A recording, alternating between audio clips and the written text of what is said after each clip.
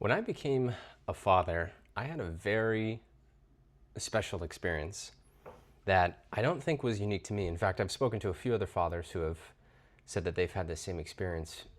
When I first saw my kids, I had this profound realization of my own mortality.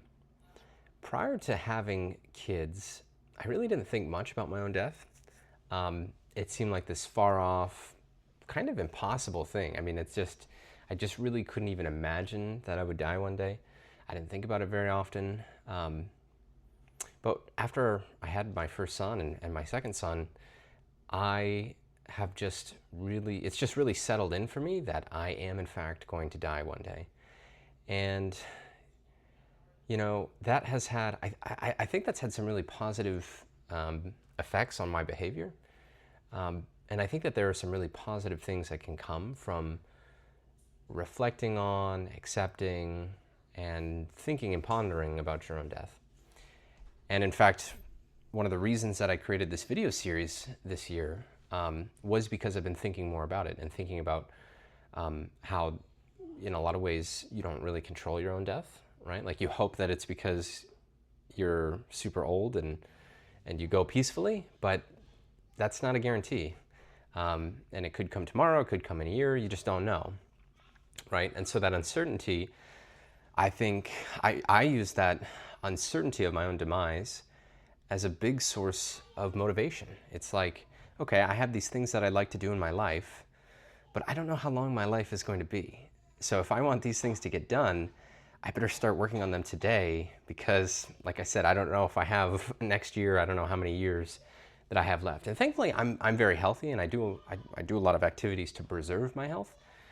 But there are some things that are not health related that can still kill you, right? So the lesson that I want to pass on to my kids here, and by the way, this is the Ryan Weiss Show.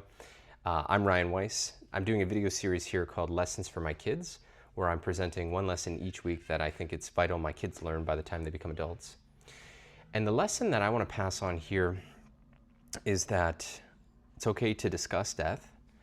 It's okay to think about death. It's not a morbid thing. And in fact, there can be a huge source of inspiration that comes from thinking about and really planning for your own death.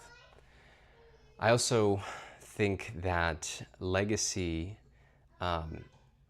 really doesn't have a lot to do with your own greatness, so to speak. It's not about the statues that are built of you, but it's about the impact that you had in other people, the amount that you invest in them, and the love that you leave them with.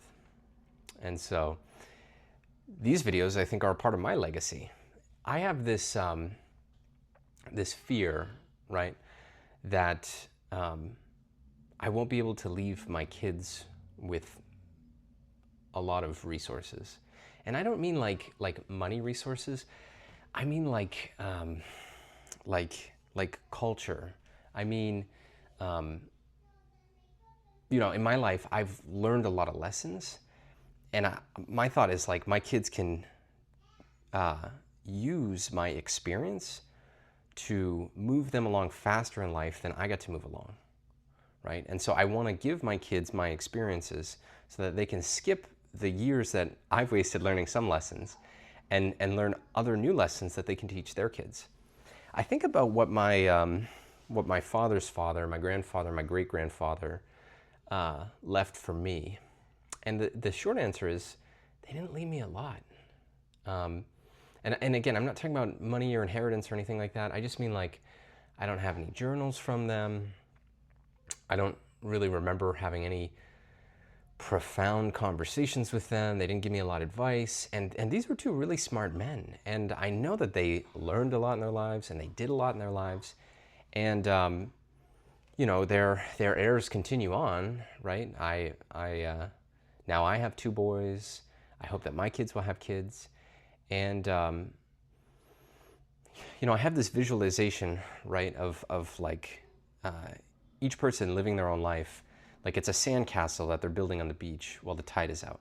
And then eventually the tide of death, comes back in and sort of wipes out your sandcastle. And if you don't leave anything permanent for the next generation, then every generation is just forced to rebuild the same sandcastle and over and over. You know, my hope is like, can I build something not out of sand, but maybe something out of stone? So like, yeah, when my death comes, I'm gone, but then there's something left behind that my heirs can use, you know, something so that they don't start at 0, they start at like 5 or 10, and they can save themselves some time. I wonder if that's possible, you know, and a part of my hope is that this channel and these videos can be a small piece of stone that I'm leaving.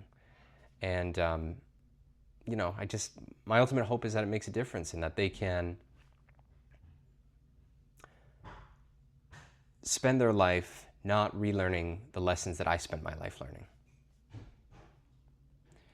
I want to share some other thoughts.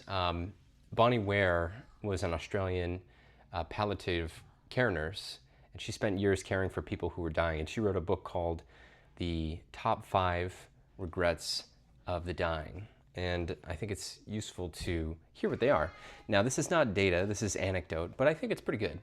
So the top 5 regrets, as far as she saw them, were: number 1, I wish I'd had the courage to live a life true to myself, not the life that others expected of me. Number 2, I wish I hadn't worked so hard. Number 3, I wish I'd had the courage to express my feelings. Number 4, I wish I stayed in touch with my friends. And number 5, I wish I'd let myself be happier. So if I'm giving advice on death and legacy, I think it's best to start with the top 5 regrets of the dying and maybe build our initial advice around that, right? So if I was to reverse those into advice, number 1, have the courage to live a life true to yourself, not the life that others expect of you. Now, this will be challenging, especially for my kids, right? Because as much as I'd like to say I'm not, I'm sure that as a parent, I have expectations for my kids, and I have a way that I expect them to live and things that I expect them to do. And I just hope that my kids can have the courage to shrug off those expectations and live a life that is truly authentic to who they are. Number 2, don't work so hard. Take some days off, take vacations, take time off, go on special trips, right? When you die, you're not going to regret the time that you took off. You're going to regret the time that you worked. Number 3, have the courage to express your feelings. A lot of people keep those bottled up for whatever reasons: fear of conflict, fear of rejection, fear of, the unknown. And people regret doing that. They regret not telling people how they really feel. So tell people how you really feel. Stay in touch with your friends. I recommend using a piece of software to help track this, right? Like a calendar system can help remind you of, like, hey, you should reach out to this person. You haven't talked to them in a while. Or, hey, you should reach out to this person. Give them a call. That's like a CRM, I guess. So that can be helpful. Number 5, I wish I had let myself be happier. So let yourself be happier. Now that's interesting. Why would you not let yourself be happy? That's an interesting question. Why don't people let themselves be happy? Maybe because they feel worried about things that they think matter, but then don't actually matter in the long run? I don't know. I think that's interesting. But people regret not letting themselves be happier. So let yourself be happy. One other thing that I want to talk about is just on the shortness of life. Life, seems long, but really it is quite short. And one of the things that I think about is how infrequently I see my parents as an adult. And I imagine that it'll probably be similar with my kids, right? Like, I want them to go out and live an adult life, and hopefully I can see them more, but I won't be heartbroken if they're busy, building the life that they want to build. And I just want to hold that as a perspective with my kids. Like, I'm trying to spend as much time with them as possible. And then I also hold that with my parents too. They're getting older. They're not going to be around forever. So I want to see them, spend time with them, get lunch with them when I can. One thing that I'm doing to help make the most of my time with my kids is I built, this is just a rough example that I'm doing here, but I have a nicer chart that I built for myself that shows, this is like an age chart, right? So this is 2026, 2027, 2028, 2029, 2030, all through. So this is the year at the top. This is dad, mom, boy 1, boy 2. And then here, I just have all of our ages listed for each year. So I can look into the future years and I can see how old the kids are. And so I can think about when I might want to start doing things with them or take a special trip with them. So for example, in 2031, I'm going to be 34, my wife is going to be 33, my first son will be 9, and my second son will be 6. And so I can think, okay, what kind of trips or plans for 2031 will be appropriate for a 9 and a 6-year-old?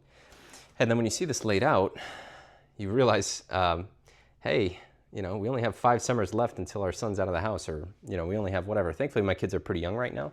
But if you have teenagers, this can really put into perspective, like, hey, we only have 4 summers left before they're, 18. So if we have something that we want to do with our kids, we better do it while we still have the time to do it.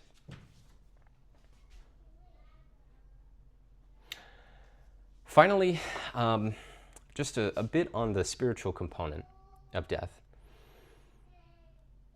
I've heard this saying over the past couple of weeks and months that I really quite like, and I'll just end the video with this.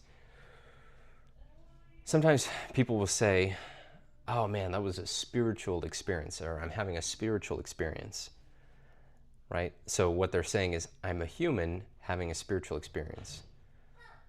What I would suggest to you is that we are spiritual beings having a human experience. So just think about that. We are spiritual beings having a human experience. Thanks very much for watching. This is Ryan Weiss, Lessons for My Kids on Death and Legacy. I hope these thoughts were helpful. Thanks for watching.